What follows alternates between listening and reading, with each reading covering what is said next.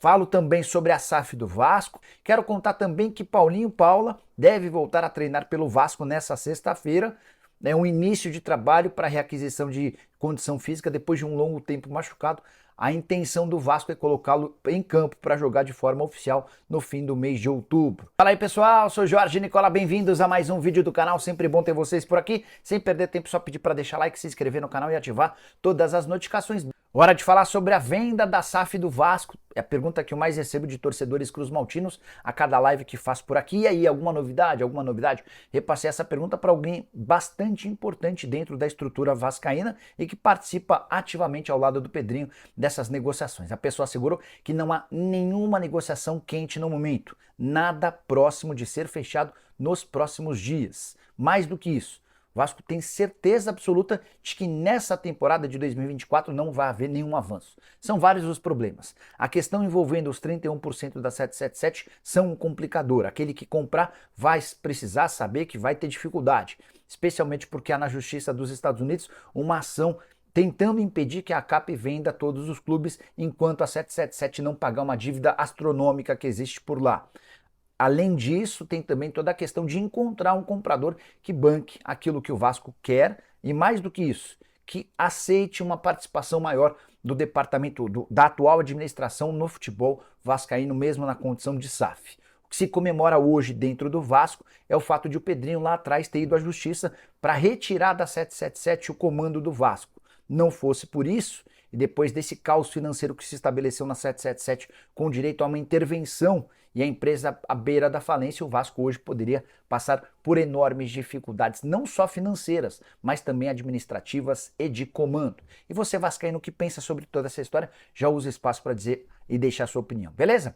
E o futuro de Edinaldo Rodrigues segue incerto na CBF. Nessa quarta-feira, o Supremo Tribunal Federal julgaria se aquela decisão do Tribunal de Justiça do Rio de afastá-lo da presidência era válida ou não, mas mais uma vez houve o adiamento do caso, 8ª vez que esse caso é adiado.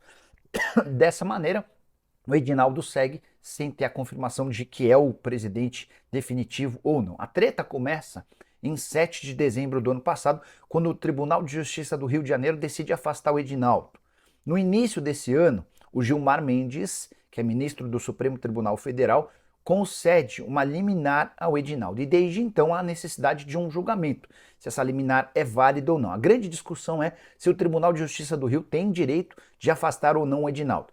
Só que já foram 8 datas marcadas e adiadas nesta quarta-feira. Por exemplo, o Flávio Dino pediu vistas do processo sobre o poder do Ministério Público para firmar taxas com entidades esportivas. No fim das contas, o Edinaldo segue, a gente não sabe até quando e se de forma definitiva. É mais ou menos esse o caos que se estabelece na principal entidade do futebol brasileiro. A Força Jovem está fazendo uma vaquinha para fazer uma grande festa. O Vasco está contribuindo também, o Verrete contribuiu, o Casimiro mandou 10 mil. Bacana, bacana mesmo, porque vai ser uma grande festa com foguetório, mosaico em 3D, para ser aquela pressão, como sempre foi São Januário, um território hostil, mas na bola. Nada de violência. Pelo contrário, as duas torcidas se dão super bem, vai ser uma grande festa e que vença o melhor, ou seja, que vença o Vasco da Gama. Em casa, na bola, se tentaram mudar fora de campo, dentro de campo, nós vamos inverter o que hoje é uma vantagem do Galo.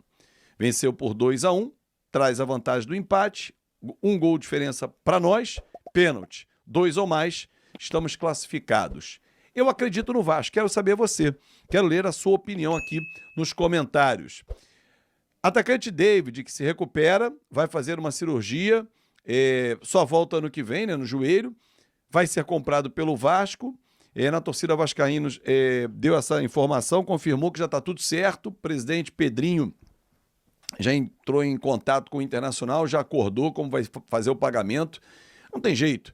O David não é porque machucou que o Vasco não pode contratar, né? Se ele cumpriu as metas, vinha jogando e a comissão técnica entende que ele vai ser um cara útil, não importa se ele só volta em junho do ano que vem, não importa.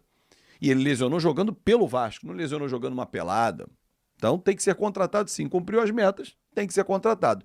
Você pode discutir se você teria colocado metas para contratá-lo. Aí é uma outra discussão.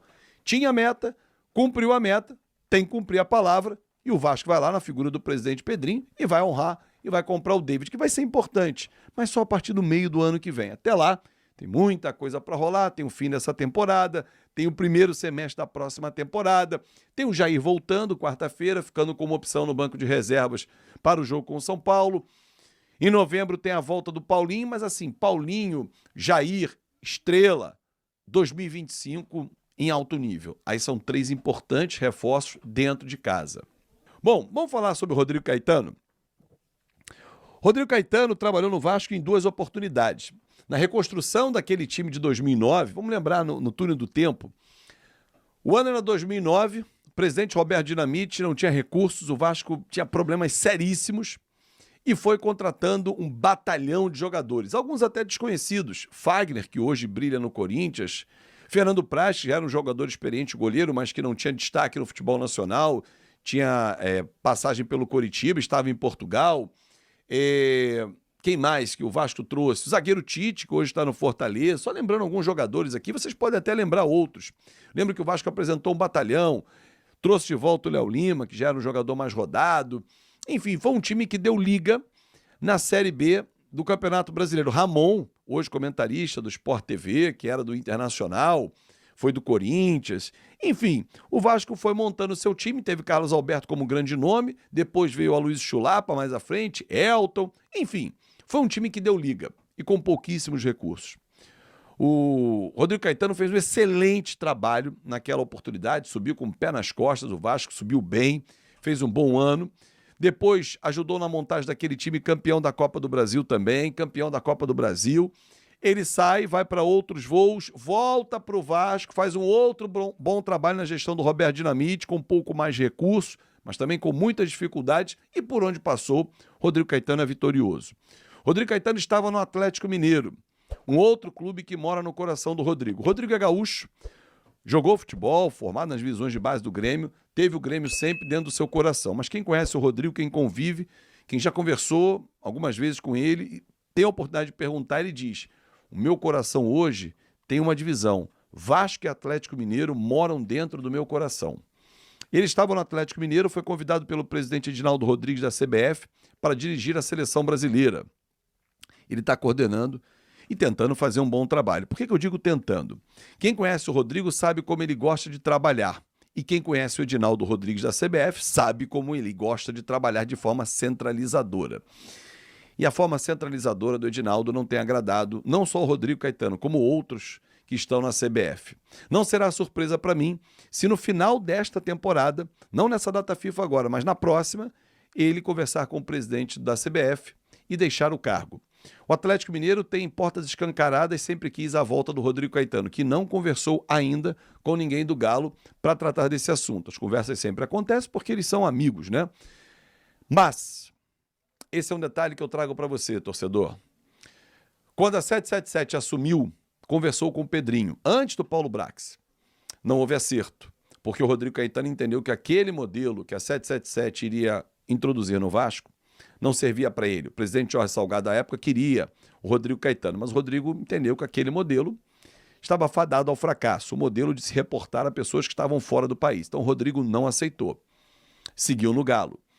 Quando o Pedrinho assume como presidente, ele indica o nome de novo do Rodrigo Caetano, a 777, avalizado por toda a diretoria do Vasco, associativo, mas a 777 não deu a mínima importância e não abriu negociações.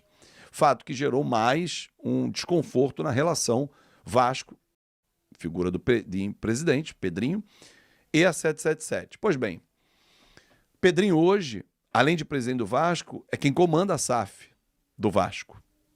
E essa insatisfação do Rodrigo Caetano, ele já sabe. Não será surpresa para mim se depois do campeonato, depois do fim da data FIFA de novembro, houver uma conversa, Pedrinho e Rodrigo Caetano. É isso aí, torcedor vascaíno, ficamos por aqui com mais um vídeo aí com as notícias do Vascão da Gama para você em primeiríssima mão. O Vasco, né, que está aí para enfrentar o Atlético Mineiro pela Copa do Brasil, uma partida muito importante para o Vasco, né, que precisa reverter esse placar já que perdeu a primeira partida de 2-1 fora de casa. Se o Vasco vencer por 1-0, leva para os pênaltis e precisa de 2 gols de diferença para se classificar diretamente para a final. A torcida muito confiante irá fazer uma festa muito linda em São Januário para receber os jogadores e também para apoiar o time durante os 90 minutos em São Januário, né? Então o Vasco vai fazer uma festa muito linda, né? A torcida aí vai fazer uma festa maravilhosa para apoiar os jogadores vascaínos nesta Copa do Brasil e torcemos muito, né, para que o Vasco consiga essa classificação para a final e, consequentemente, o título da Copa do Brasil.